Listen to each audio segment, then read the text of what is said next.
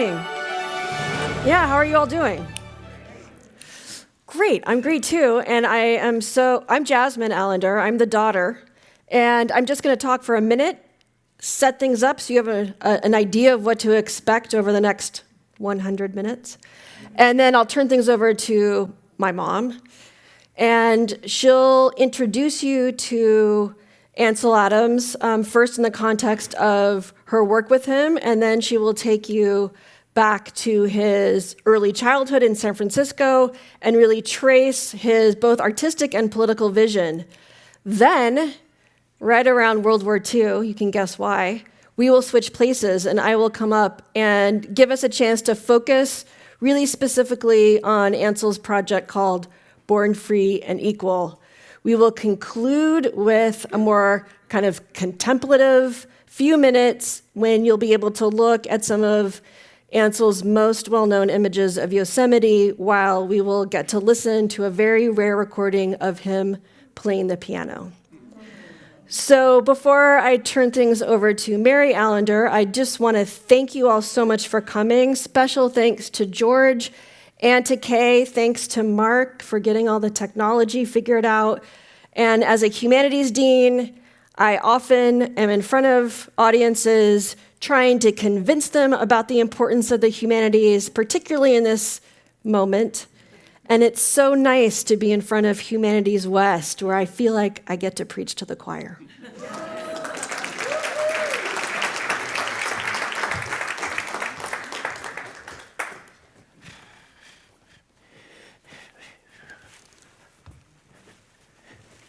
Thank you, George. Good evening. It's wonderful to be here with you.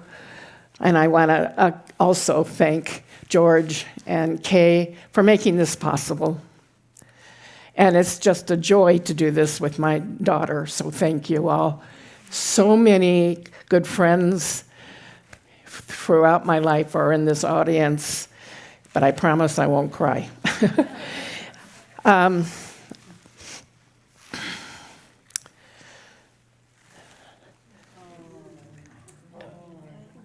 My husband, Jim, was a photographer of note and a professor of photography at the University of Nebraska, but he made himself known and was across the United States. And we had our 3 kids there. He got a phone call from Ansel in 1977 asking if he would take over Ansel's nonprofit, the Friends of Photography in Carmel. And he looked at me from the phone and said, "What do you think?" And I was thinking, I did love Lincoln, Nebraska, but Carmel, California? So anyway, so we moved to Carmel, January of 77. Ansel and I Jim and I had taken our first workshop from Ansel in 1967. So we knew Ansel.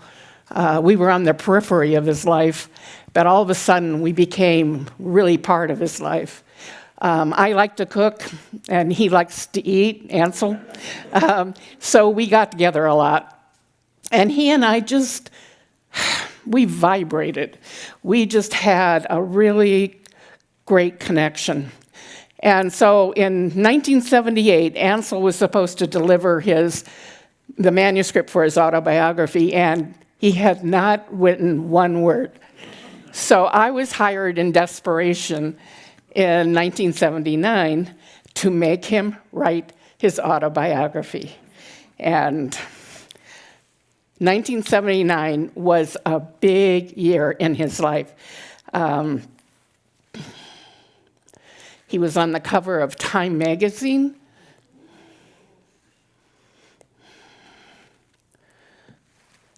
He had a big solo exhibition at the Museum of Modern Art in New York.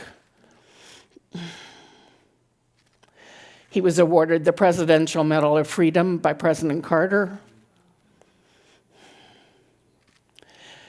And he was the subject of the Playboy interview. And in the interview, while the interview was interviewing him, Ansel never quit work for an interview or anything, but after 5 o'clock, he'd have a weak martini And the interviewer was talking to him, and they were discussing the environment and what was happening with Reagan, and Ansel said, "I'd like to drown him in my martini." Well, guess what? We got a call from the White House the next day.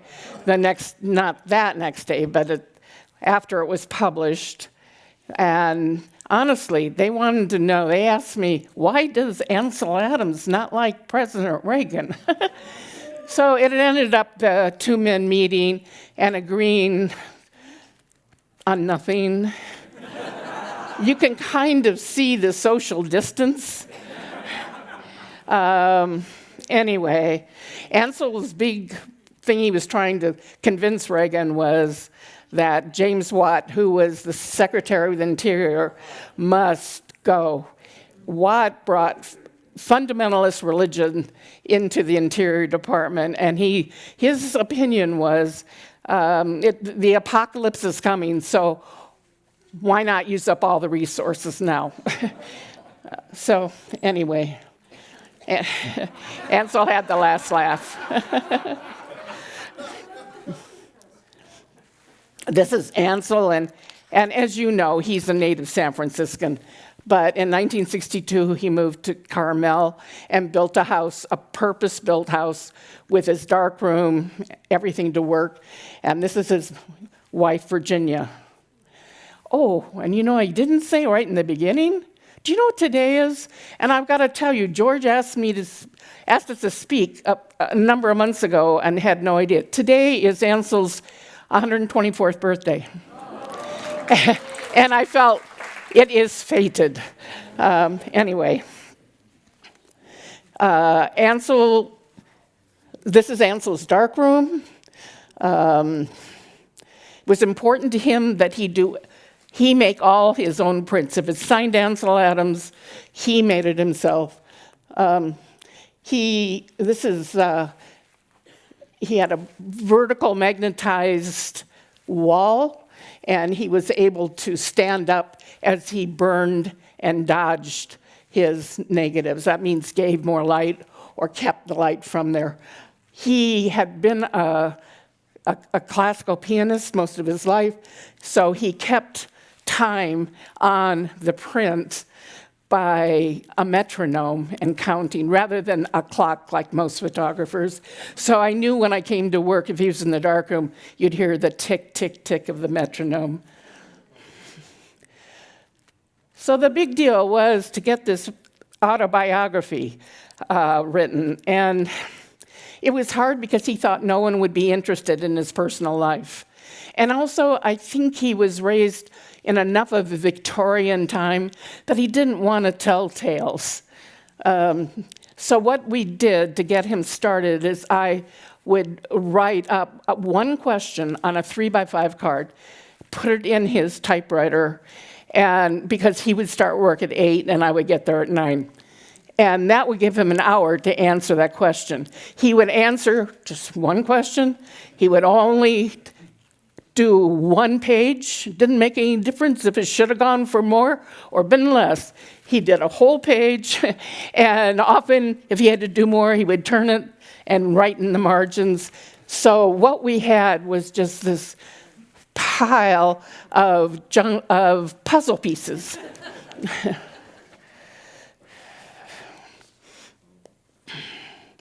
He taught throughout his life, mostly in Yosemite. Every year we would spend the month of June in Yosemite.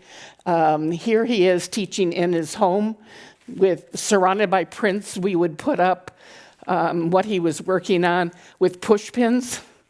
And there were big skylights overhead, and the terrible sound of every once in a while of ping, ping, as the push pins would fall onto the floor because they got hot, and then it was a mad dash to, catch prints before they fell.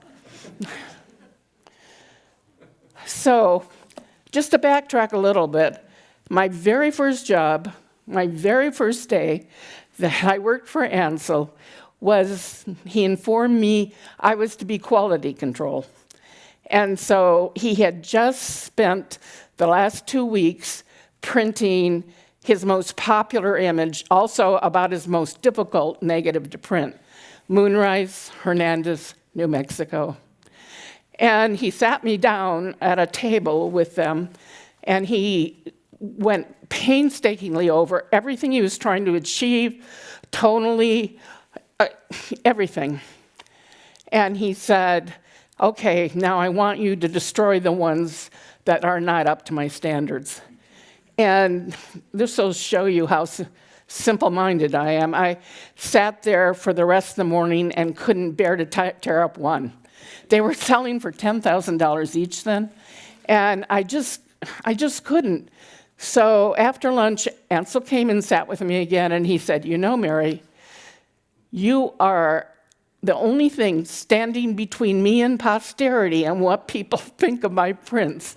And so if you let inferior prints go out, then that's not to the best of me or what I'm trying to achieve. You have to. So first day, that's what I did. That's what I did the whole 5 years I worked for him. He would, such a patient teacher of me, such a generous mentor, but he would really teach me every print what he was trying to get. And then that's my son, Zach, who's right over here.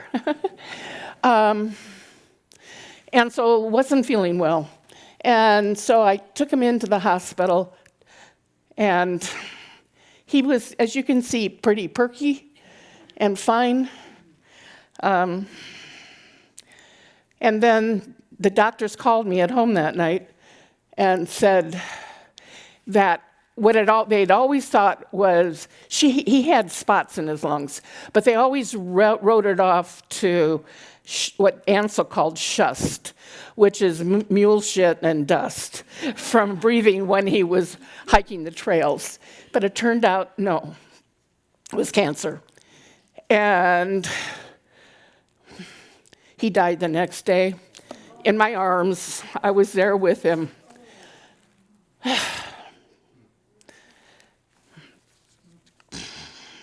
It was April 22nd, 1984, and it was Earth Day.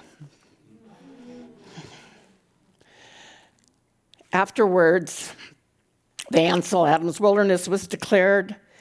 It's 230,000 acres, includes the minarets.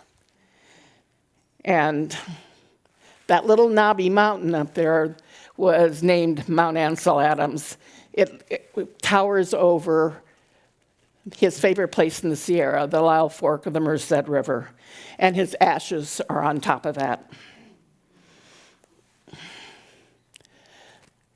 I spent the next year, piecing all the puzzles together, but even as big is that Ansel wanted it a heavily illustrated book. It was planned for 250 illustrations, and guess what? He'd picked one. So while he read negatives fluently, I did not. Thank goodness, 2 weeks before he died, we proofed all 40,000 negatives. And so also in the next year, I went through all 40,000 proofs and put together the other 249 pictures. It turned out to be the biggest seller.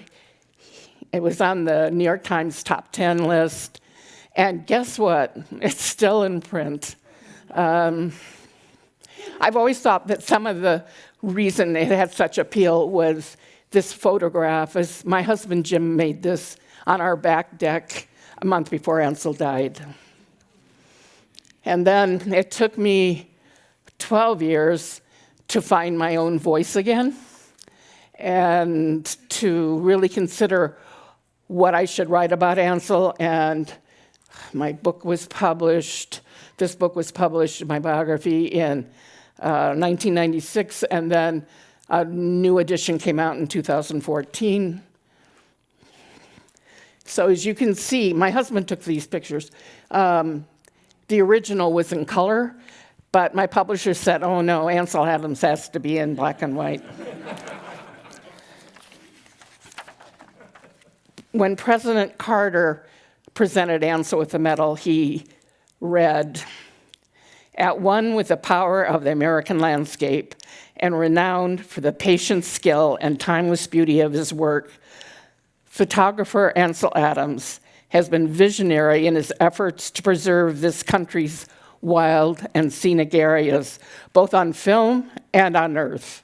It is through his foresight and fortitude that so much of America has been saved for future Americans." So this is the Ansel I knew, and this is how he started out. 1902, born February 20th, 1902 in San Francisco.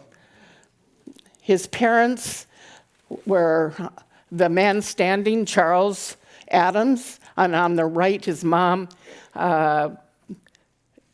Olive Bray.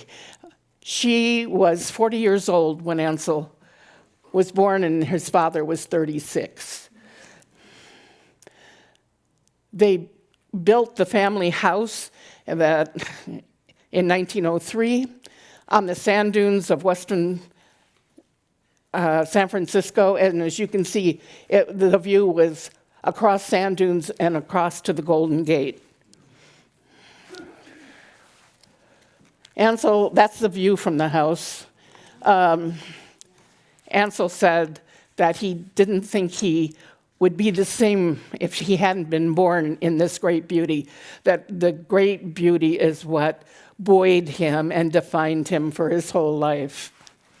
His father raised him, they did not go to church, but their church was philosophers, and he raised Ansel in the Emersonian tradition of transcendentalism, that the interpreters of nature are the true and only priests, and that all living things are linked to a universal soul. And Ansel believed that for the rest of his life. Here he is at the Cliff House, 3 years old. He was an only child. In 1906 was the earthquake, and Ansel always said it was the closest to tragedy he ever came in his life. During an aftershock, he was thrown violently to the ground. He was playing out in the garden, and he broke his nose. And when the family doctor finally came, he said, "Well, I think we should wait till he matures to straighten his nose." And as Ansel liked to say, this boy never matured. His nose was broken to the left, just like his politics. This is, he titled this The Adenoidal Brat. He's 12 years old. He had a hard time getting friends. His ears stuck out, his eyes bulged a little, his nose was broken, and he was, couldn't sit still, was always running, and so did not do well in school.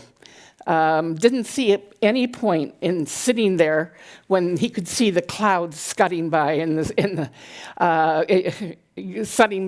scudding by. So his parents finally gave up, and 8th grade is the top grade he graduated from. Of course, then he went on to get all kinds of honorary degrees, but it was 8th grade. The thing that happened when he was 14 years old, he was walking in the neighborhood, which is called West Clay Park, and he heard a neighbor playing the piano through a window. And the neighbor was 16 years old and turned out to be Henry Cowell, who became an important pianist and composer. Anyway, and Ansel, he was struck by that, and he went home and started plunking around on the family piano, and his dad decided to get him a music teacher, and Ansel began a series of teachers studying music. He decided he wanted to become a classical pianist because he felt like before his life was chaotic and that music brought order and peace into his life. So for most of the next 10 years or so, he is on a course to become a classical pianist. In 1915, for his 13th birthday, his parents gave him a one-year pass to the Panama Pacific International Exposition. And so that and music lessons were to be his school for the year. He went through everything. He was exposed to a lot of contemporary art. He saw photographs. He saw everything. And this is a crayon drawing I found that he made at the time. So obviously this modern art is having some effect on him. He never studied art, so to speak. So he took what he did in photography from his musical study, from the necessity of practice, and the philosophers he studied. In 1916, he was sick with the flu, in bed, and his aunt gave him a copy of In the Heart of the Sierra, which was from the 1880s, and it was this romanticized version of Yosemite. And he decided he must go to Yosemite. In all fairness, at the exposition, they had dioramas of Yosemite and the big trees, and he'd gone through those too. So he made his folks promise, when I get well, we got to go. And June 2nd, 1916, they arrived at Camp Curry. That's Ansel in the middle.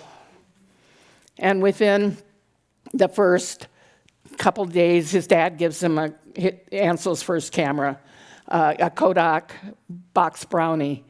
You take the picture, we do the rest. And his father was an amateur photographer, so he helped with it. So this is where it became one thing I was put to myself when I started working for Ansel and knew how lucky I was how did he develop his vision? And this is the crazy part. When I found this album in the bottom of a closet, and right from the beginning, he had something going. The normal is the center piece. I understand that. But on the right is the one that really sticks out to me. It's the nose of El Capitan, the largest single piece of granite on Earth. And it's about texture framed with the softness of trees. That really got me. He began coming to Yosemite every year in the summer. And the next year, 1917, he came back with a 4x5-inch camera and rented a donkey. In 1920, he writes to his father,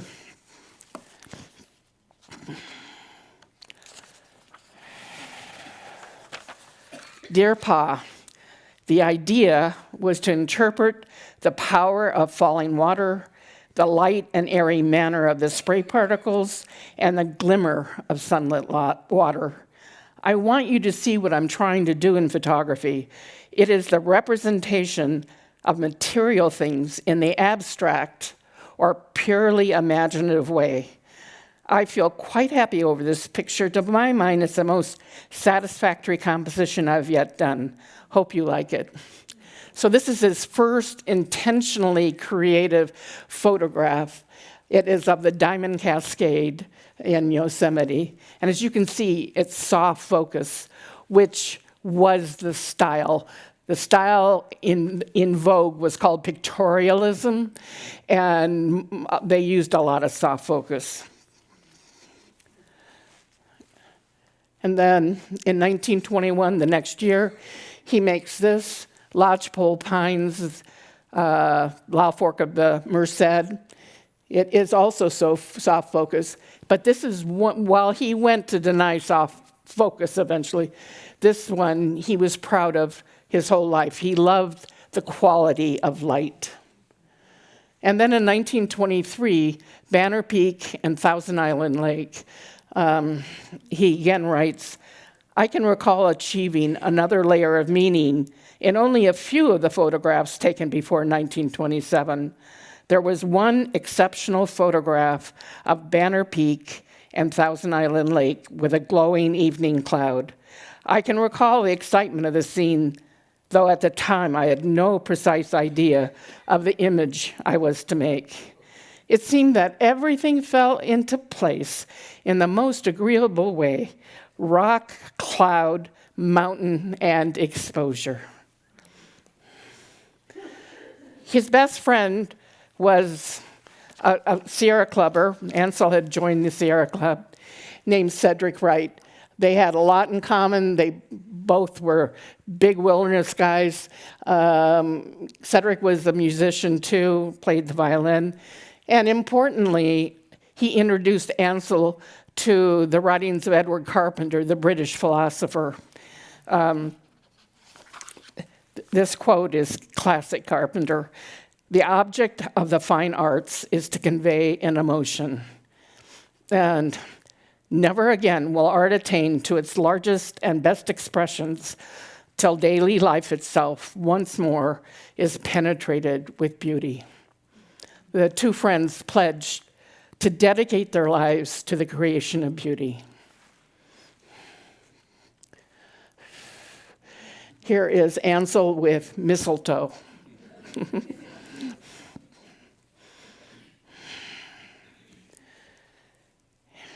In 1921, he was introduced to Harry Cassey Best, who was a romantic painter and had a studio in Yosemite. As you can see, he probably doesn't have a lot of respect for photography because he has photographs, F-O-T-O, graphs, but he became Ansel's first dealer and would sell Ansel's landscapes. But he also had one of the only pianos in the whole valley, so Ansel asked his permission so he could come over and keep practicing. Harry Cassey Best also had a daughter, Virginia Rose, and they had so much in common, Ansel and Virginia. She was a real Yosemite girl. She loved music. She had a beautiful contralto voice, and they began a romance. In 1926, Ansel was introduced to Albert Bender. Albert was a San Francisco, owned a small insurance agency and used his income to support artists, poets, and photographers. He was a supporter of Edward Weston, amongst others. Anyway, Albert saw Ansel's photographs that he was showing at a Sierra Club party, and he said, "Come to my office in the morning." And so Ansel did, and Albert said, "We must do a portfolio." Ansel says, "Okay." And then Albert wrote out a check for $5,000 and gave it to Ansel, which was so far beyond any money that he'd ever had. And he just didn't know quite what to do. But the problem was, he wanted to be a pianist. Well, the problem was he was being a teacher. He was getting $10 for 5 lessons. And he had formed a trio called the Melanvie Trio: Mildred on the violin, Ansel on the piano, and Vivian, a modern dancer. I found a review of Melanvie Trio, and it said, "The pianist raced ahead of the dancer and drowned out the violinist." So I think at this time he's deciding, So he makes a switch. He becomes, photography is going to be his career, and piano's going to be his hobby. He decides in April 1927. He's got to finish the portfolio. He's missing the most important image that he wants, which is of Half Dome, which is, the crowning glory of Yosemite. So he invites his girlfriend, Virginia, in the lead, and two friends, one's including Cedric, to hike up to make the picture he wants. He is using a 6.5, 8.5 inch glass plate camera, which is really 19th century. It was a daguerreotype camera refitted for silver emulsion glass plates. But, most everybody's using film at this time, but he couldn't afford that yet. So they get to the diving board, that projection of rock, and Ansel always said, never wait for a photograph, because something else might be around the corner. But guess what? He waited, because that was one heck of a hike. And the face of Half Dome, as you know, faces west. And the sun hadn't come quite enough down to illuminate the face. So he made this photograph. And I hope you can see, at the end of the diving board is Virginia. She's standing there, and it's 1,200 feet straight down. And then the light gets right, and he gets all set. He has 2 glass plates left, and he makes this exposure. And as he stands there, he says to himself, well, this is what it looks like, but it's never going to communicate the passion that I feel in the presence of Half Dome, and not the depth of the emotion. So by the simple act of adding a deep red filter and the last glass plate, he makes Monolith the face of Half Dome. He says, he wrote afterwards, over the lens, I placed a conventional K2 yellow filter to slightly darken the sky. I had everything ready to go. The shadow effect on Half Dome seemed right, and I made the exposure. As I replaced the slide, I began to think about how the print was to appear and if it would transmit any of the feeling of the monumental shape before me in terms of the expressive, emotional quality. I began to see in my mind's eye the finished print I desired, the brooding cliff with a dark sky and the sharp rendition of distant, snowy Tenaya Peak. I realized that only a deep red filter would give me anything approaching the effect I felt emotionally. I'd only one plate left. I attached my other filter, a Raton number 29F, increased the exposure by the 16 times factor required, and released the shutter. I felt I'd accomplished something, but did not realize its significance until I developed the plate that evening. I had achieved my first true visualization. I'd been able to realize the desired image, not the way the subject appeared in reality, but how it felt to me and how it must appear in the final print. It is his first masterpiece. It is the day that I believe he took that step from being a fine craftsman to being a creative artist. So he has enough money now, and he and Virginia get married on January 2nd, 1928. So he needs to start making some money. And he is doing the portfolio that he did with Albert Bender, they called Parmelian Prints of the High Sierra. And he begins advertising. This is in the Sierra Club Bulletin, which is prime audience for what he's doing. So he had to branch out into commercial photography, and as I know you know, people didn't buy photographs, and it wasn't until late in his life, about 1970, that he could give up doing commercial work, because commercial work is what kept everything else going. This is a wonderful double exposure of the bakery. His biggest client was Yosemite Park and Curry Company. They hired him, amongst other things, to photograph Yosemite in the winter to convince people to come to Yosemite in the winter.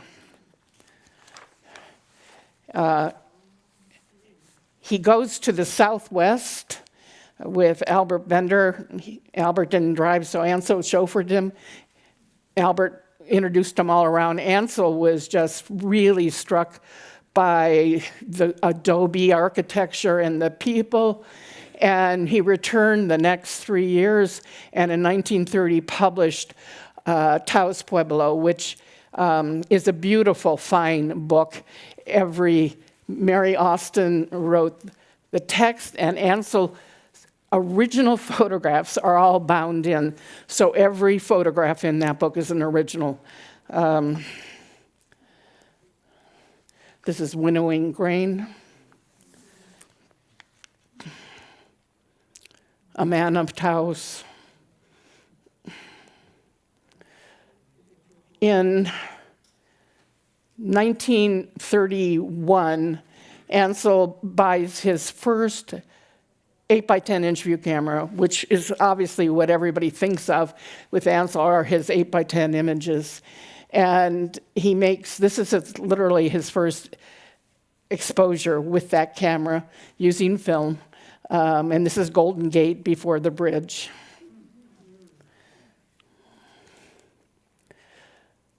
A huge part of his life was the Sierra Club. He joined the Sierra Club in 1919, and this is the Sierra Club headquarters, the LeConte Lodge, which, as you know, still stands there. Ansel, from 1920 to 1924, was its custodian. So he'd now come in April, sweep out the mice, and stay till the end of September. He also became active and left every year with everyone for a month in the Sierra on the Sierra Club outing. I think it shows such a change in Ansel. On the left, you can see Ansel, 1928, looks kind of like an unsophisticated, callow youth. On the right, man of the world, man of Yosemite, 4 years later, 1932. On the outings, he was keeper of the lost and found, in charge of the evening's entertainment, and could plot the itinerary, which was great because he could plot it to where he wanted to photograph. He wrote a series of what I call fractured Greek plays. This is the cast of the Trojan Women. Kneeling in the front is the spirit of the itinerary. That's Ansel. He made a lot of photographs, obviously, on these trips. And one of the great ones is this one, 1932, Frozen Lake and Cliffs. I think it's one of his most important images ever. He's now 30 years old. It's just that so much of graphic art, painting, photographs, people try to get a third dimension. A photograph is a flat object. And rather than try to get that third dimension, Ansel emphasizes the flatness of this, and it becomes quite abstract. It's the cliff face and the scree coming down onto the frozen ice, and then the ice on the lake, and then the beautiful reflection of the wall back. But it's all quite flat, and Virginia told me she was swimming to the left.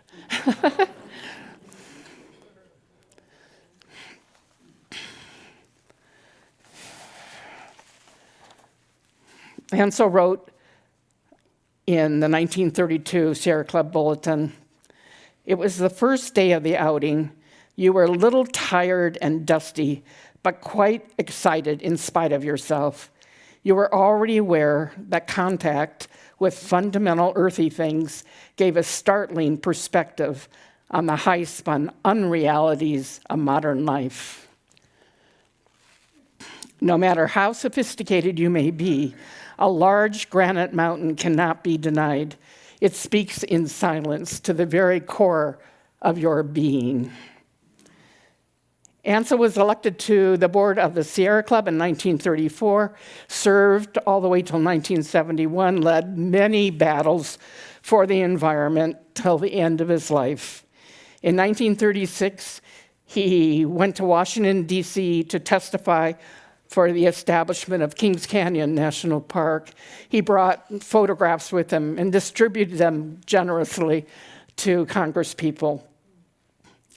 In 1938, he published a book called The Sierra Nevada and John Muir Trail, which had a lot of photographs from Kings Canyon. One copy was presented to President Roosevelt, and in 1940, Kings Canyon was declared a national park.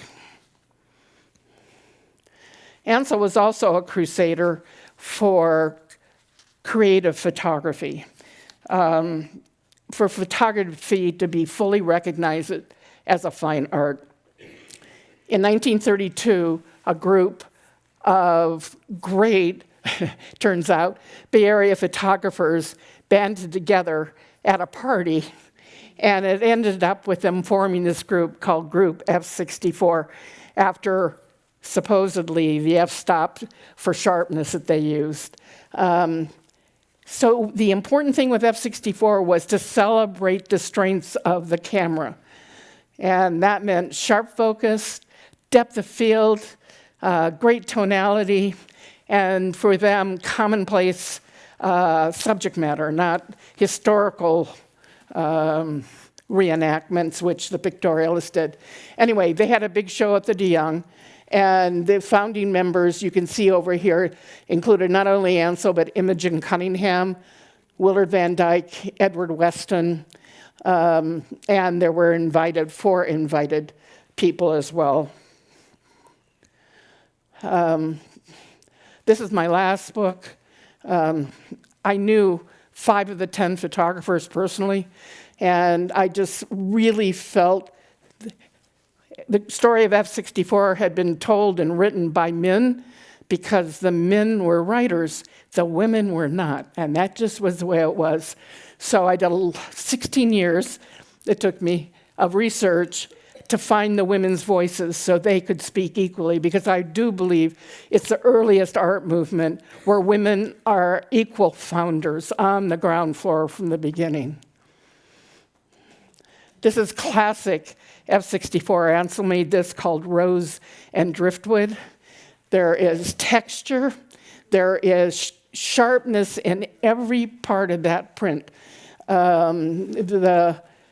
It's kind of hard here, but in a fine print, even the bright whites have details.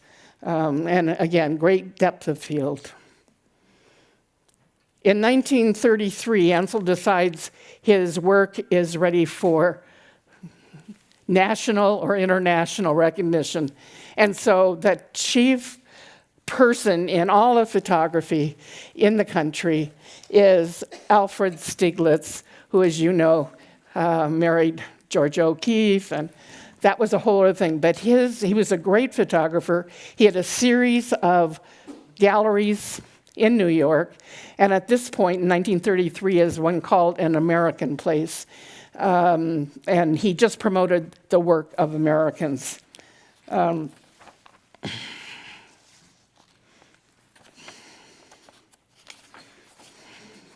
So Ansel arrives and presents Stieglitz with a portfolio of his work. Stieglitz bade him sit down. There were no chairs. The only possibility was this radiator. And so Ansel sat on the radiator, and Stieglitz very carefully opened the portfolio, looked at each print slowly, no talking, tied it up back up, looked at Ansel intently, then untied it and looked at them all again. At that point, Ansel said his bottom was baked into corrugation.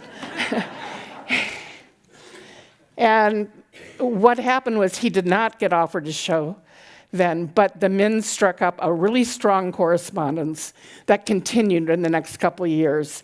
And then Ansel got the word, one-man show at American Place in 1936. This was like Stieglitz anointing the next generation, because The only photographers he had shown were himself, and the last one was Paul Strand in 1916. This is 1936. So it was monumental. But what's really interesting is these are the prints that Stieglitz chose. He didn't show Monolith. He didn't show Clearing Winter Storm. He didn't show Frozen Lake Eclipse. He didn't show all of the quintessential Ansels we know. He showed a whole different kind of Ansel. He charged $30 for every print, except for this one. This is Laurel Hill Cemetery, and he charged $100 for that. He thought it was Ansel's best photograph. And this is another one from that show, Political Circus. Ansel was exhausted after all of that, and he returned home, and he went into a deep depression and, in fact, was hospitalized. It took him a while to bounce back. This man with incredible energy. He was running on empty. So 1941, and Ansel has 2 commercial assignments in New Mexico to photograph Carlsbad Caverns National Park, and to also photograph the U.S. Potash Company, this would pay for his trip, and then he could do his own work too. So this is just some of the equipment. He's going with his good friend Cedric, and on the left, his son Michael. Ansel and Virginia had 2 kids, Michael and Anne. And Ansel always traveled with a spare axle, just to let you know. So this is a photograph from the U.S. Potash Company. So now they're back up in Santa Fe, and he's driving out into the Chama Valley. And as he said, he photographed a particularly recalcitrant stump most of the day, never got anything he really liked. And then as they're driving back to their motel in Santa Fe, he looks to his left, and he sees this incredible light. What stopped him was the light on the cemetery crosses and monuments. And he literally ditched the car, pulled out his 8x10, which was still attached to his big tripod, saw that the sun was going down behind him, and knew he had seconds. So he had no time to change filter or lens or anything, and he just calculated by guessing the luminance of the moon and foot candles, 1 second exposure, made it, and the light was gone. Now, this became his most famous image and most expensive for a lot of the time. But this is not how it looked. This is the negative straight. And it took me 2 years to convince Ansel to make this print. Because he said, why would people want to see this? I said, because they want to see how far you went in the darkroom to make it, give it what you want, and to bring the emotion and the drama. So it really was daylight still. And as you can see, there was this mesa behind him. So when the sun went back, the light off the crosses left. But that's not how he felt it. So what he did, this was the hardest negative for him to print. It took him many minutes of burning and dodging, giving out burning in that sky and burning everything up here to the point that he burned the moon into a new phase. And this is what his emotions told him. This is what his craft built. In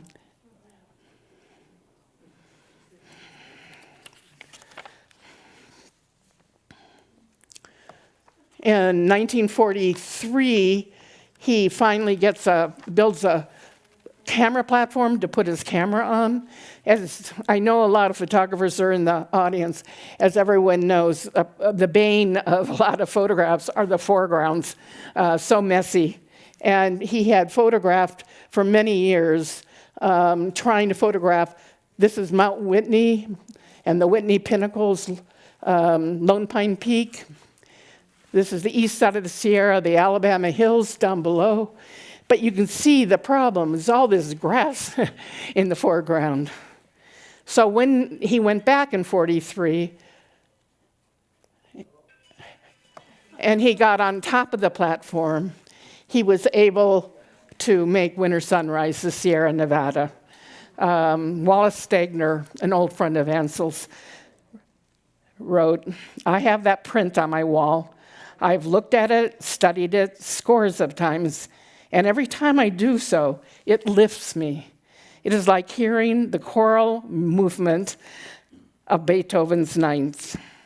Once again, darkness has been overtaken by light, as if an earth promise were being kept.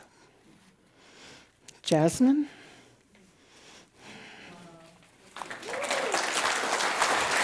I'll be back.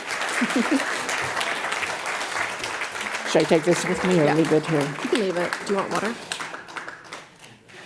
Thank you. During this transition, I'll just take this opportunity to remind you if you have any questions about Ansel Adams. I don't think you can find anybody better to ask them of. So you can just write them out. That's what the cards are going around for. Thank you, George. Yeah. Can I have both hands? Yeah. Standing that long. Now I'm wondering I got why I you. agreed to go second. Okay. Winter Sunrise, this image, like so many of Ansel Adams's best-known landscapes, has become now so commercially available, so ubiquitous, that it's easy to overlook the deeper history behind the making of it. It's far more than a pretty picture, or in this case, it's posing for the month of November in a 2026 calendar on the top left and below sold as a poster. In fact, the first time that Winter Sunrise was published wasn't in a calendar or a greeting card, but here on thin paper in a book. A book with a striking red cover. The book was titled Born Free and Equal: The Story of Loyal Japanese Americans, with text and photographs by Ansel Adams, published in 1944 by U.S. Camera. At the time he engaged in the project, Adams felt that it was his best work to date. Yet retrospectives of his work and life often exclude the project. In 2002, what would have been the artist's 100th birthday, the Museum of Modern Art marked the occasion with the exhibition Ansel Adams at 100, curated by John Sarkowski. And at the same time, Rick Burns produced a biographic documentary. Both failed to include Adams's Manzanar work, which I think were missed opportunities to think more deeply about this artist and add some complexity to his artistic vision. So let's return to Winter Sunrise and take a look at the caption that Adams wrote. In the presence of the ancient mountains, the people of Manzanar await their destiny. We know of Ansel's reverence for mountains, but who were the people of Manzanar and what destiny awaited them? On February 19th, 1942, 2 months after the bombing of Pearl Harbor, President Roosevelt signed Executive Order 9066, which led to the imprisonment of Japanese Americans living on the West Coast. Over 125,000 Japanese Americans, 2/3 of whom were U.S. citizens by birth, were forced from their homes, their businesses, their schools, to spend much of the war years in prison camps. In this photograph by Dorothea Lange, made on April 15, 1942 in San Francisco, we see Japanese Americans lining up to register at a civil control station. In the background are posters with instructions to all persons of Japanese ancestry specifying, quote, alien and non-alien, to avoid using the word citizen. Yesterday marked 84 years since the signing of the executive order, and last weekend and this weekend, Japanese American communities across the country marked the occasion with Day of Remembrance events. Last weekend in the Bay Area, that included a panel discussion with Satsuki Ina, who you see on the right. Japanese Americans protested the violation of their civil and constitutional rights at the time of the incarceration, and they have continued to speak out when they see parallels between what happened to them and what is happening now, particularly the use of the 1798 Alien Enemies Act, which had provided the legal basis for the incarceration during World War II and has been invoked over the past year by the Trump administration to enforce deportations. Ina herself was born in 1944 in a prison camp in Tule Lake, California. She became a psychotherapist and co-founded Suru for Solidarity, a social justice advocacy organization working to end detention sites and support immigrant and refugee communities. Their mission states that they stand on the moral authority of Japanese Americans who suffered the atrocities and legacy of U.S. concentration camps during World War II with the motto, "Stop repeating history." Satsuki Ina's mother, Shizuko, is the woman you see looking anxiously in Dorothea Lange's photograph on the left. In this image on the right, you see me and my colleague, Professor Alice Yang, working with undergraduate students at UC Santa Cruz on a project about Japanese American redress. The student I'm working with on the far left is Satsuki Ina's granddaughter, Shizuko's great-granddaughter, showing the intergenerational commitment to keeping this history alive, and of course, so that it's not repeated. This map shows you the locations of the 10 key concentration camp sites. 2 as far east as Arkansas. They were also preliminarily assembly centers, often in fairgrounds or racetracks with horse stalls, hastily transformed into living quarters. There were also higher security Justice Department camps. The campaign to criminalize Japanese Americans and justify their imprisonment en masse relied on a conflation of Japanese Americans with the Japanese enemy. The architects of the incarceration, including John DeWitt and Carl Bendetson, who you see here, promulgated both racist accusations and outright lies, saying that there was evidence of sabotage and espionage when in fact the government and military's own surveillance reports had refuted those claims.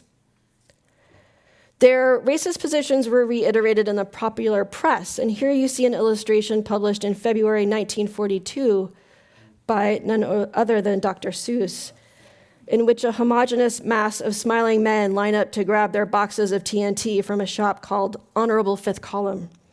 Not only does Theodore Geisel employ the racist trope that these men are indistinguishable, but he also suggests that the entire West Coast is about to explode with acts of sabotage. In these examples, Japanese are portrayed at the top as subhuman, as lice, and on the bottom is an excerpt from a Los Angeles Times article in which the author wrote, quote, "A viper is nonetheless a viper wherever the egg is hatched." So a Japanese American born of Japanese parents, notwithstanding his nominal brand of accidental citizenship, grows up to be a Japanese, not an American, and himself is a potential and menacing danger to our country, end quote. The effect of such imagery fueled anti-Japanese sentiment, argued that ancestry trumped citizenship, and cast all people of Japanese descent out of the human race. When Ansel Adams took up his project in Manzanar in 1943, he was well aware of the vicious anti-Japanese attacks and decided to position Born Free and Equal as an antidote to such dehumanized representations. On May 30th, 1944, Harold Ickes, Secretary of the Interior, wrote to Ansel, quote, "I'm glad to know that you've turned your photographic talents to the interpretation of the Issei and the Nisei as human beings." As his letter suggests, the representation of Japanese Americans as human beings was not something that could be taken for granted at the time. In his work at Manzanar, Adams challenged the derogatory portrayal of people of Japanese descent, and he addressed this goal in both image and text. He wrote, "Opinion should be free, of course, but anti-racial propaganda is as dangerous to our spiritual and social existence as bad foods and drugs are to our bodies. This insidious propaganda should be neutralized by education and a liberal application of the constitutional guarantees." So how did Adams come to this project? With the outbreak of World War II, he was ineligible for the draft, but wanted to contribute to the war effort. He had minor civil assignments, including serving as a guide and photographer for troops on leave in Yosemite. And then a Sierra Club friend of his, Ralph Merritt, suggested that he take on a documentary project about Manzanar. Merritt had become Manzanar's project director in 1942. In this letter from Adams to Merritt in the center, dated October 16, 1943, Adams wrote, "I fully understand the terms and arrangements by which I undertake photographic work at Manzanar." So these terms included that Adams would be responsible for all of his expenses, that the negatives would remain under Adams's control, but that the release and use of all photographs would be subject to Merritt's approval. Manzanar's location was also a familiar photographic stomping ground for Adams, between Kings Canyon and Death Valley. And these maps show you the location of Manzanar, which is the red star in the center, some details of the vicinity and the camp itself. But as you've seen, Ansel Adams did not consider himself to be a documentary photographer. So Born Free and Equal represented for Adams an opportunity to integrate his long-standing commitment to the landscape with social documentary. 5 years before he started the Manzanar Project, Adams foreshadowed this possibility in a 1938 letter to his benefactor, David McAlpin. He wrote, "If I feel I have any niche at all in the photographic representation of America, I think it would be chiefly to show the land and the sky as the settings for human activity. And it would be showing also how men could be related to this magnificent setting and how foolish it is that we have the disorganization and misery that we have." Cue Manzanar. Adams laid out his plan for the project in the introduction of the book. "In these years of strain and sorrow," he wrote, "the grandeur, beauty, and quietness of the mountains are more important to us than ever before. This book in no way attempts to a sociological analysis of the people and their problem. It is addressed to the average American citizen. I trust the concept and message of this book will suggest that the broad concepts of American citizenship and of a liberal democratic life the world over must be protected in the prosecution of the war and sustained in the building of the peace to come.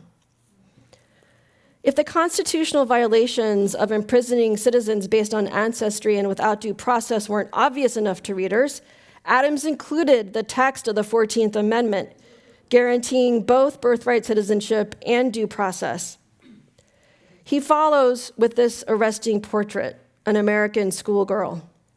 The caption describes her without referring to her ancestry. Through its very banality, the text asserts the girl's citizenship over her origins. The choices Adams made with the vantage point and the framing of the image were also intentional. Japanese American identification with the enemy had resided in their facial features. Their potential guilt was evidenced in the face itself. But instead of de-emphasizing that, Adams rivets his lens directly on it. Born Free and Equal includes dozens of tightly cropped portraits that focus insistently on eyes, nose, and mouth. In this image, the distance between the lens and the subject is so negligible that the viewer experiences the subject from neither the comfortable distance of a studio portrait nor the standardized remoteness of an identity photograph. This degree of proximity is generally reserved for close family members. By placing the viewer so close to the subject, Adams demands that the face be reckoned with and acknowledged on familial terms. After the introduction of the book, the book then situates itself in the land with a sequence of landscape images captioned often poetically. On the left, most of the land is arid. On the bottom, it lies on the Bronze Sage-covered plain, a city built of shacks and patience. A following section is devoted to the people, which mixes portraits with images of daily life. On the left, an American family, Mrs. Yaika Nakamura. On the right, old and young alike eat in the block mess halls. The evacuees wait in line for their meals. Adams juxtaposed these two photographs to indicate how the executive order had been deployed with absurd indiscrimination against all people of Japanese descent. The caption reads, "Evacuation struck the very young and the very old." Nobutaro Harry Sumida, Spanish-American war veteran.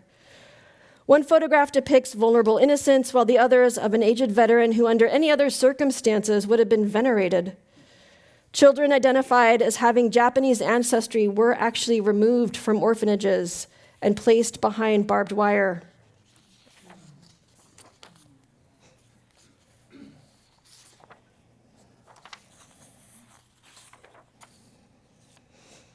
Sumida, who had sustained serious war injuries, was taken out of a convalescent home and imprisoned. You can see Ralph Merritt's take on what was referred to in Manzanar as the Children's Village. 90 orphans from Alaska to San Diego sent to Manzanar because they might be a threat to national security. What a travesty of justice. Each weekend I returned to the village to visit the children to renew my confidence in human beings. This still life is at the center of the book. The caption reads, "One son of the Yonemitsu family is in the US Army." It's an image of images. The photograph of the Yonemitsu son in uniform, risking his life for his country, is propped up against the image of Jesus, the model of Christian sacrifice.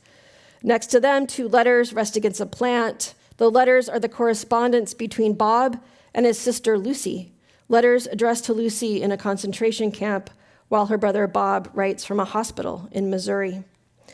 The next image picks up the narrative. Another son is an X-ray technician in the Manzanar Hospital. In the section called The People, Adams focused quite a lot on male adult Nisei. Nisei is second-generation Japanese American, so born in the United States, US citizens by birth. All of the captions indicate their professions, emphasizing a workforce desperately needed during wartime. Here is an electrician and a student of journalism, a tractor and diesel expert, and a student of diplomacy. In addition to the image of Bob Yonemitsu, there are other portraits of Japanese Americans in the military, including Corporal Jimmy Shohara, home from training camp, home behind barbed wire. After Pearl Harbor, Japanese Americans had been designated as 4C or enemy alien, ineligible for service. But in late March 1943, the government changes course and created the 442nd Regimental Combat Team, who joined the 100th Infantry Battalion. This segregated Japanese American unit, which adopted the motto, "Go for broke," helped to liberate Dachau and became the most decorated unit in US military history for their size and their length of service. This image, a United States cadet nurse featured in the last section of the book, depicts a woman in uniform standing in a doorway, kind of threshold. Her polished appearance, including the crisp white gloves, is incongruous with the shabby condition of the wall next to her. The flimsy coating of tar paper peeling around the vertical line of nails makes her neat row of polished buttons closing her wrinkle-free uniform seem all the more remarkable and out of place. That vertical edge of the doorway could have been easily cropped out of the image, but Adams uses that contrast between the jagged, irregular edge of the tar paper and the straight edge of her jacket to highlight the disjuncture. Rather than eliminate the evidence of unbecoming surroundings, he accentuates it by placing her at an angle in the doorway, providing a hard shadow to fall to the right of the buttons. This image is followed by Winter Sunrise in the book. Throughout Born Free and Equal, Adams focused almost exclusively on Nisei, as the title of the book suggests, Born Free and Equal. He stressed their loyalty at every turn. In the winter of 1943, the War Relocation Authority, which was the civilian agency that was formed to take over the administration of the camps from the military in March of 1942, distributed a questionnaire called the Application for Leave Clearance. This went to all prisoners over the age of 17 in order to segregate within the imprisoned population to make an effort to determine who was loyal and who was disloyal to the United States. There were many issues with the questions. One asked if men would be willing to serve on combat duty in the armed forces of the US military, and if women would be willing to serve in the Army Nurse Corps or the WAC if ordered. Another asked if one would renounce all loyalty to the Japanese emperor and swear allegiance to the United States. So question 27 asked if they would risk their lives for a country that had stripped them of their constitutional rights and placed them in concentration camps. Question 28 was also deeply offensive because it implied that Nisei held prior allegiances to the Japanese emperor. For Issei, the first generation, born in Japan, who had been barred from becoming naturalized citizens by US law, answering yes would have effectively left them stateless. 20% of Manzanar's peak population answered no. Those who answered no were segregated from the purportedly loyal population and sent to Tule Lake in Northern California. Those who answered yes were eligible to leave under a relocation program and find new jobs and homes, often in the Midwest and East Coast. They couldn't return into the West Coast until early 1945. Adams was well aware of the so-called loyalty questionnaire, but instead of rejecting the terms of the loyalty debate, his aim was to change anti-Japanese sentiment in order to aid in the transition of Nisei from the camps to their post-incarceration lives. As Adams wrote in a letter to the head of the War Relocation Authority, Dylan Meyer, "I am pointing my ideas toward the future rather than rest on a description of the present condition of the evacuees." This is not a typical documentary strategy. Typically, documentary photography does focus on present conditions. Adams, however, was more interested in a project of redemption that celebrated Nisei Americanness defined by loyalty, patriotism, ingenuity, pride, that countered racist propaganda, and that would help assure white Americans that Japanese Americans were not the enemy. He wrote, "These people are normal and intelligent citizens of our country. Their loyalty has been proved." This strategy was in line with the War Relocation Authority's goals to reestablish the evacuated people as a productive segment of the American population. And if appealing to a definition of patriotism coined by FDR himself that favored sentiment over origins, Americanism is a matter of the mind and heart, if that wasn't convincing, perhaps evidence that all like baseball and other sports would be. Adams closes the book with this portrait. He warned his editor. Now, if you go changing things around, you approach the grave danger of confusing the basic approach. It has to be right. The final picture, that of the man looking directly at you, creates the final impact of the book. Here we see the camera closing in tightly on the man's face. Unlike many of the other portraits in the book, this one does not depict an optimistic Nisei plying his trade or smiling eagerly for the camera, but a person who leaves the viewer with a far more ambivalent feeling. He looks at the viewer self-possessed, self-aware, and without the desire to compromise. Born Free and Equal's respectful portraits and sympathetic scenes of everyday life, interspersed with stunning images of natural beauty, represented Japanese Americans as dignified, which was a relatively radical move at a time when US war propaganda and the popular media questioned their very humanity. But the project also replicated the false logic fueling the incarceration. Adams's defense of Japanese Americans at Manzanar left largely unscathed the primary justification for that policy, the fiction that they were imprisoned on the basis of their supposed allegiances rather than their ancestry. Those two categories of loyal and disloyal were a tragic binary trap used to overturn the bedrock principle that people are innocent until proven guilty. And instead of refusing those categories, Adams reinforced them. Before the book was published, Adams exhibited his photographs twice for Japanese Americans inside Manzanar. You see an installation shot here. Having access to such images helped to fill a representational gap for Japanese Americans who had been prohibited from bringing cameras into the prison camps. Cameras were in the same category as guns, bombs, and ammunition. There were exceptions, however, and some Japanese Americans did gain access to cameras. Toyo Miyataki, who you see here, in fact, he had been a successful professional photographer in Los Angeles before the war, was eventually allowed to open up a photography studio inside Manzanar. Much of the photography in camp was dedicated to projects like making the photographs for the high school yearbooks. In this representational space, we see new possibilities for the expression of Japanese American agency, one that does not subscribe to the limitations of loyal versus disloyal. The images and text depict freedom in which the end of incarceration is not the result of a government decree or a loyalty test, but as a proactive, provocative, and potentially transgressive act of self-liberation. Ansel knew Miyatake from art photography circles, and Edward Weston was a mutual friend.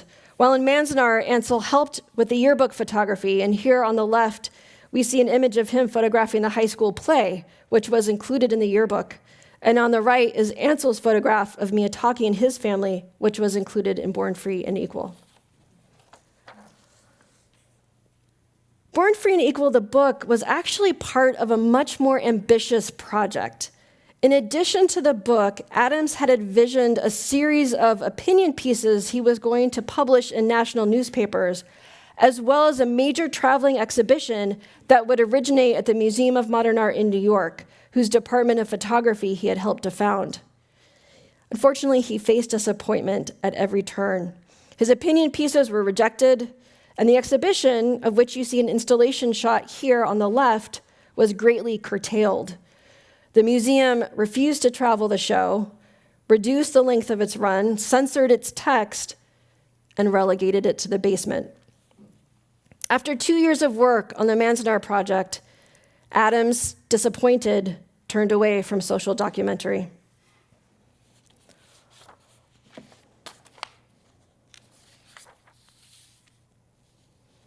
But he hadn't forgotten about the project. Writing to Ralph Merritt in 1961, he said, "Born Free and Equal always makes me feel good because I think it actually accomplished something." Did it? I think it did, but I'll leave that question to all of you. Mom?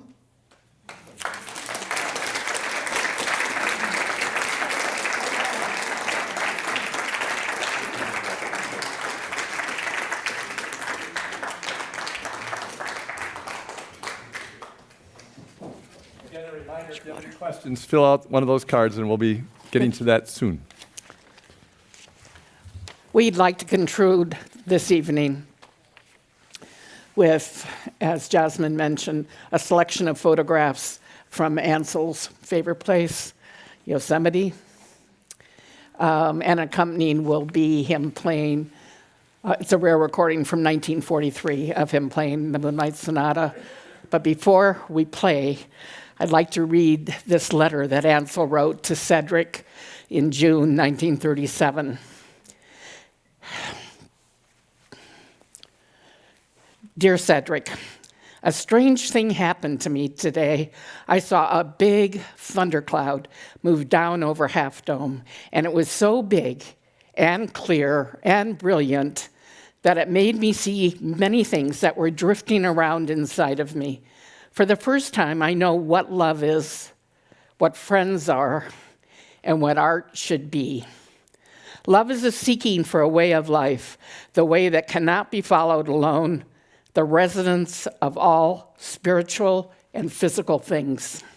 Friendship is another form of love, more passive perhaps, but full of things like thunderclouds and grass and the clean reality of granite. Art is love, friendship, and understanding, the desire to give. It is not charity, which is the giving of things. It is more than kindness, which is the giving of self. It is both the taking and giving of beauty, the turning out to the light, the inner folds of the spirit. It is the recreation on another plane of the realities of the world, the tragic and wonderful realities of earth and man.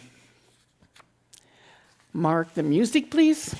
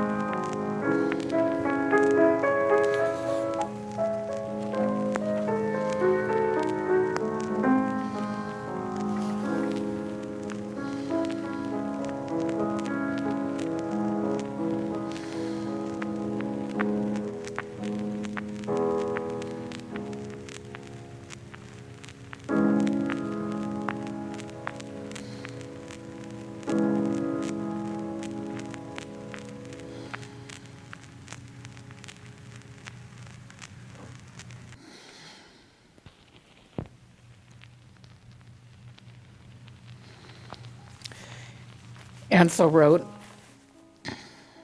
"The only thing in my life that compatibly exists with this grand universe are the creative works of the human spirit. I think of a mantra of Gaelic origin. I know that I am one with beauty, and that my comrades are one. Let our souls be mountains, let our spirits be stars, let our hearts be worlds." Thank you very much.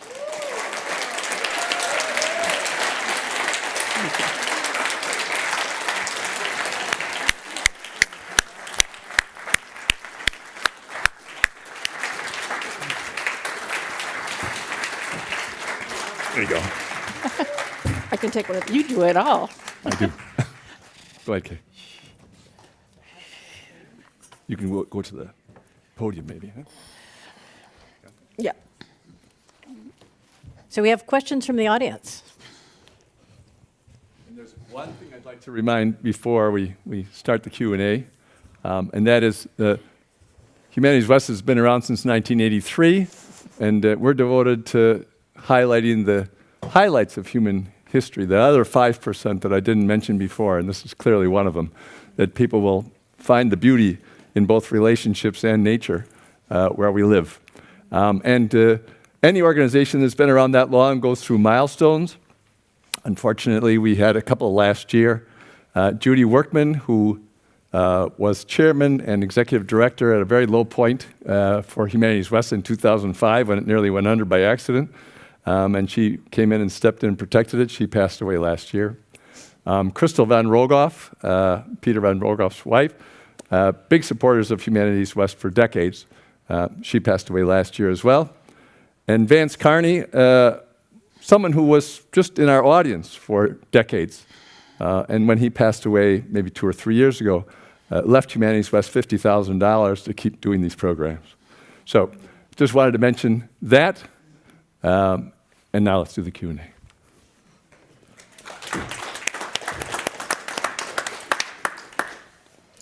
Thank you. So here's some interesting questions from the audience. How many pictures did Ansel Adams take? No one knows, but the 40,000 negatives that we had when he died, they weren't 40,000 lousy negatives. He made a process of going through and destroying. If it wasn't good, he didn't keep it. So, and as you know, most of them were view cameras, so most of them were very well considered.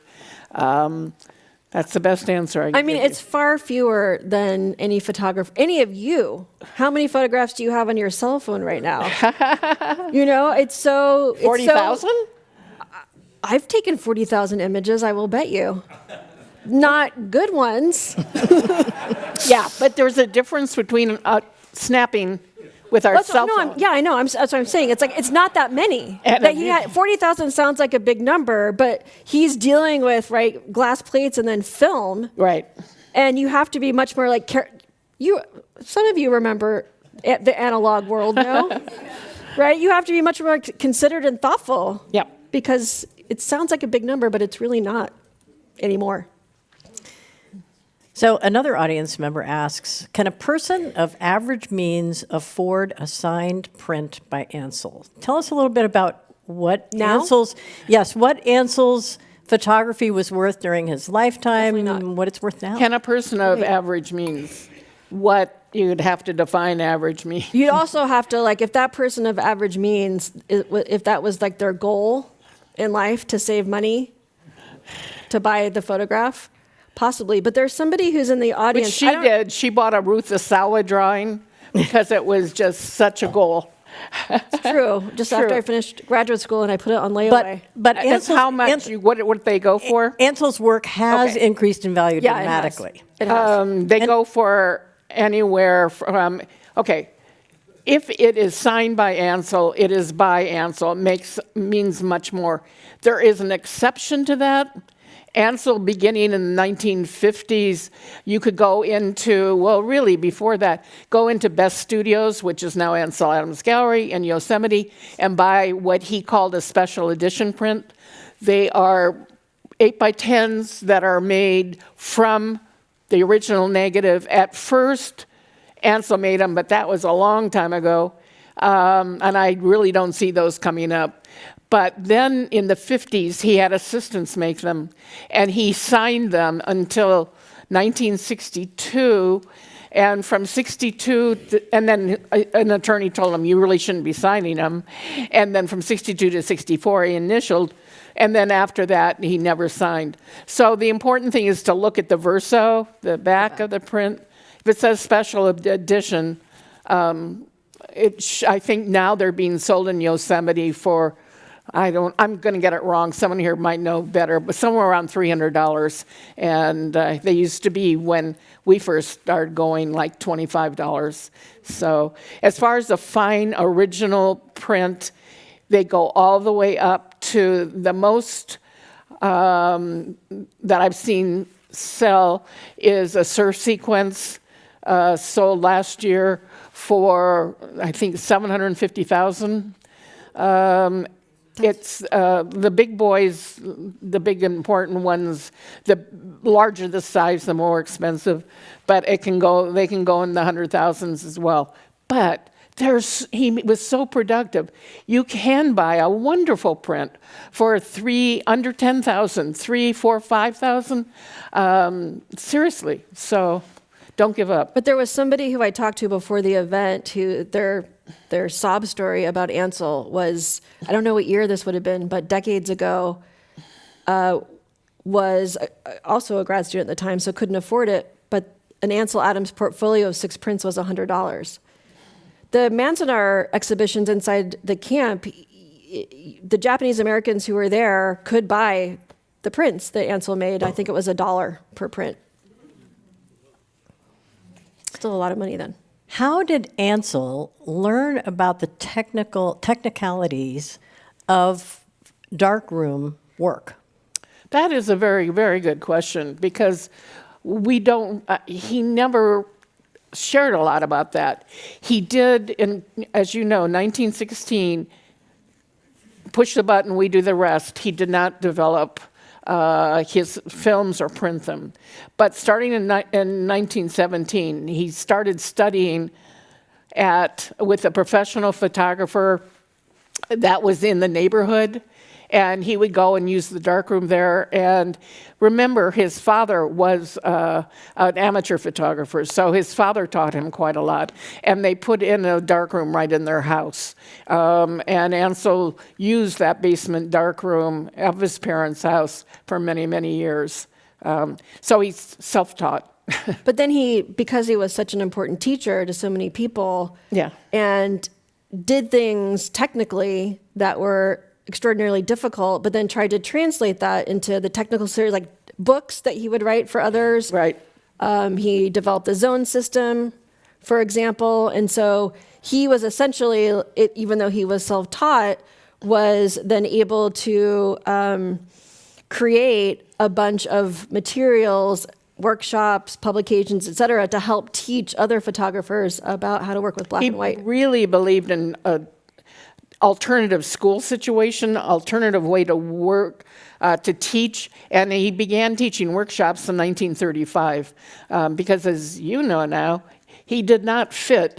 He was a square peg in the round hole of most schools, so he tried to do everything he could to teach people in different ways. I remember in his house in Carmel Highlands, in the the guest bathroom when you first walked in the door, he had that diploma from 8th grade framed and hanging in the guest bathroom. And I always thought it was so strange. Virginia was mortified. So when Ansel burned and dodged the image of Hernandez, New Mexico,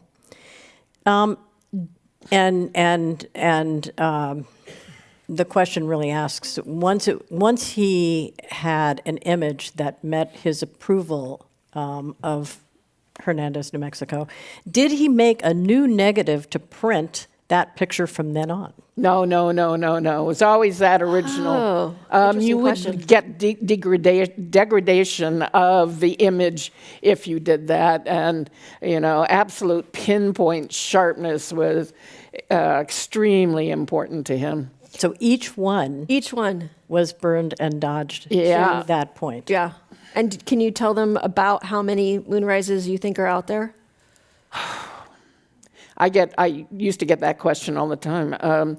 I did try to find how many prints he made of every negative or most negatives. I believe that he made approximately, and this is 1,200 prints of moonrise, mostly all 1620s. This is way more than any other image because people ordered it, and he printed to order. He stopped taking print orders December 31st, 1975, because he had such a backlog of years of orders. So, I mean, the next most popular as far as prints he made was about 750 for Monolith, and then Clearing Winter Storm, and it goes way down very abruptly. But that means like each individual print is a different, well, the way that he likened it was like a composer and the relationship between a musician and the score, right? Every time that score is played, it's a different performance. And so every time he's printing Moonrise or whatever, the negative is, His right? new performance. It's a new performance. Yeah. What do you think the future of photography is in a world of AI? What is anything in the world of AI? I find myself now as a humanities dean, I never thought in any like world I would be living in, I would say this, but I go around saying it's time to take a stand for human writing. I used to just say writing, right? I mean, the thing is, I think that one thing that my mother made very clear in all the burning and dodging conversation is that photography from its very beginning never was a window onto the world. It never was a one-to-one correspondence with the referent. It's always a representation, and as a representation, it means that it is manipulating, right? Through, even if it's a straight image, through framing, we don't see what's on the parts of the image that aren't included. And so if you're talking about AI, because AI is now so good at manufacturing fakeness, especially like deep fakes, yes, and that it's always been the case that photographic practice has been manipulated, and because we still imbue photographic images with a certain amount of truth, right, it makes us very vulnerable to maybe believing something that's not there. And can I go back? AI, cell phones. The thing is, what's interesting is I talk to friends who are dealers in photography, and the number of people who are serious about collecting photographs has greatly diminished in the younger generations. And so it's hard for photographers to make a living. It's hard for everybody thinks they're a photographer now. And everybody might maybe has one or two good shots. It's different. It's so different. But that is what a lot of the current generations are feeling. So here's a question. Does Ansel Adams' home in San Francisco still exist, his boyhood home? Yes. You might remember a few years back there was a big sinkhole in that. It was his front yard. And it took with it the Norfolk pine that had been there forever, that had been towering, that his parents had planted one Christmas. Right before, sorry, it's just very emotional for me. Who's in the audience is Peter Winkelstein. Peter bought Ansel's house from him in 1962 and has lived there all those years until recently. And he is just a wonderful, wonderful person. And to see him, I hadn't seen him in a long time. Did he buy the house in Carmel or the house in San Francisco? San Francisco is the one. Okay. Yeah, In San Francisco, Yeah. And his house in Carmel, his son and daughter-in-law live there. So, Mary, I understand that Ansel Adams' 80th birthday was very special. Can you tell us something about that? Well, I think you can tell us something about that. I think you were there. I was there, but I'd like to hear you talk about it. Okay, I'm big at celebration, at parties, at having a good time. And Ansel's 80th, well, we wanted to be something else. So we had a lot of his friends come. But I couldn't figure out, what do you give Ansel Adams for his birthday? Because he was not materialistic. He had like 2 or 3 sports coats, a couple of Stetsons, I think 2 pair of shoes. He was proud that his watch he bought for $29.95. And yes, he drove a Cadillac, but it was used. So anyway, I thought, oh, gee, what could we give him? And I thought, we should give him music, because he had told me, Mary, when I die, I want music for my friends. And I thought, well, why not have music for Ansel while he's alive? So his very favorite pianist was Vladimir Ashkenazy. And did I know him? Of course not. Did Ansel know? But I found an address, and I got his agent, and the agent sent me on to Ashkenazy, who was living in Switzerland. And I get a letter back saying that he's a big Ansel Adams fan, and he had never performed in a private house before, but for Ansel he would. And so anyway, I came home and told my husband, and I was like, you know, we might have to mortgage the house because I knew it was going to be thousands of dollars for this. And then I thought, I went downstairs where Virginia was, and I said, Virginia, will you go halvesies with me? And she said yes, so we agreed to split. And Vladimir Ashkenazy arrived. Like Ansel's birthday celebration was Saturday. He came Friday morning. And Ansel, well, we tried to get Ansel away, but we had to tell him what was going on. And so Ashkenazy decided he couldn't play on Ansel's piano because he's a small man, but he would, so powerful, he could destroy the piano. So we brought in a Steinway. Ashkenazy started practicing, and for my little office, which is next to Ansel's, I crawled on my hands and knees around the corner to kind of get a peek. And I looked down, and there was Ansel's feet and shoes, and he was tucked into a corner like this. Anyway, what happened was the 2 men struck up a great friendship. Ansel took photographs that made the cover of 2 of Ashkenazy's album. Ashkenazy played for the family and friends in the house. It was incredible. And after we went into Ansel's print room, and Ansel says to Vova, that's his nickname, Vova, pick out any photographs you want. And anyway, so Vova did. And so then it turns out, guess what? He didn't want to be paid any more. That was full payment for him.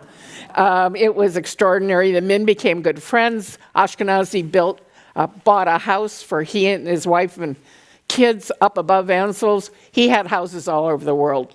And then I told you Ansel died April 22nd. On April 22nd, Ashkenazy was back to play his second concert. And that afternoon, Ansel was in the hospital. And that afternoon, I took Ashkenazy after he played to the hospital. And he gave Ansel his latest recording that Ansel put in his Walkman. And Ansel was great. And anyway, so Ansel died later that night. Didn't Ashkenazy have a special food request? Well, yes. Well, so for the second concert, I asked him how he would like to get paid, and he said caviar. So I ordered caviar, And it was really funny. Immediately after the concert, Ansel wasn't there, to sweep him up. So I go back in my office, and Ashkenazi was sitting cross-legged on my desk with a spoon, eating the whole thing. Do you know who is sitting at your desk chair? Huh? Oh, you were there? Mostly the kids were using the I don't remember him using a spoon. Oh, well, you would know. Yeah.